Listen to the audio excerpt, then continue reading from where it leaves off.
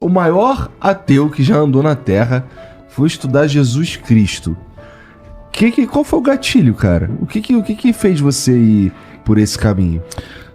Como eu disse, eu estudo o processo de formação de pensadores. Como é que Einstein, com 26 anos de idade, 27 anos, abriu o leque da sua mente para produzir uma teoria fora dos muros de uma universidade, numa firma de patentes, sem nenhum glamour intelectual? Isso é um objeto muito interessante de estudo. Como é que é? Ele não tinha nenhum orientador, professor, doutor, um jovem que era tímido, que não deu certo como aluno, que tentou se colocar numa universidade e foi preterido como professor, não era eloquente, e que tinha uma emocionalidade com um viés depressivo.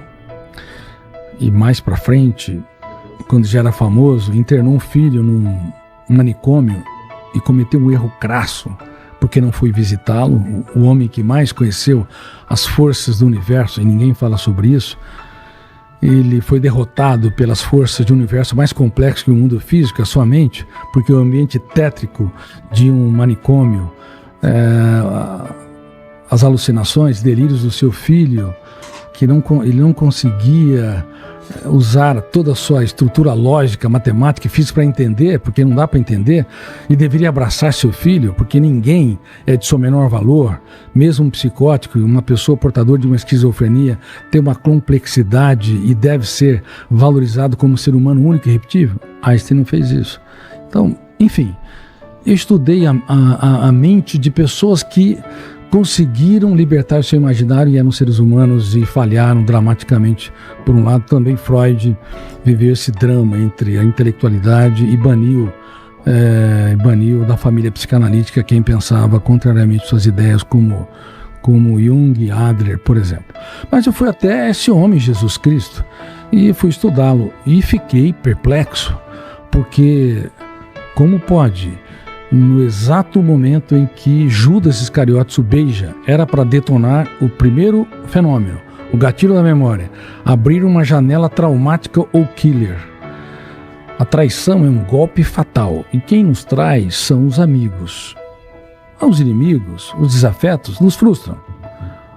Aqueles que você se doa e te machuca na raiz, isso é uma traição. E naquele momento, quando abre uma janela traumática duplo P, com duplo poder de ter um volume enorme de tensão e poder de fechar o circuito, e você não abre milhares de janelas com milhões de dados para dar resposta inteligente, ou você agride, como muitas pessoas fazem, ou você recua timidamente. E ali havia uma escolta de soldados. Era para ele ter uma dessas reações. Mas, para espanto da psiquiatria, da psicologia, sociologia e psicopedagogia, ele olhou para o seu traidor e o exaltou. Ele o chamou de amigo. Amigo, porque ele não tinha medo de ser traído.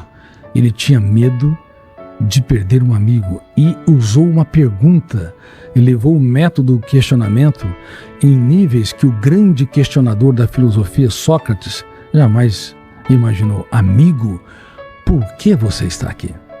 Claro que ele sabia porque ele estava lá. Só que ele não dava respostas prontas. Ele queria que o ser humano encontrasse o mais importante endereço. Ele queria que os seus alunos elaborassem as suas respostas.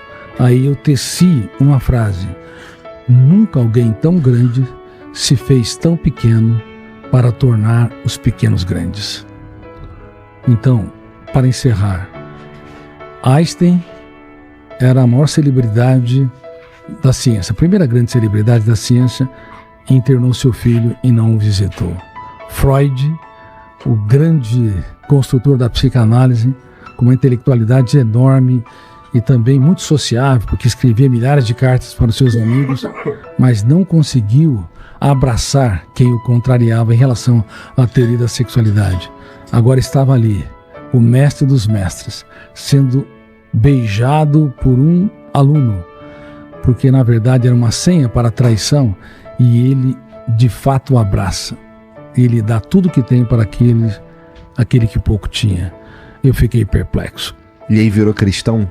E virei um cristão sem fronteira.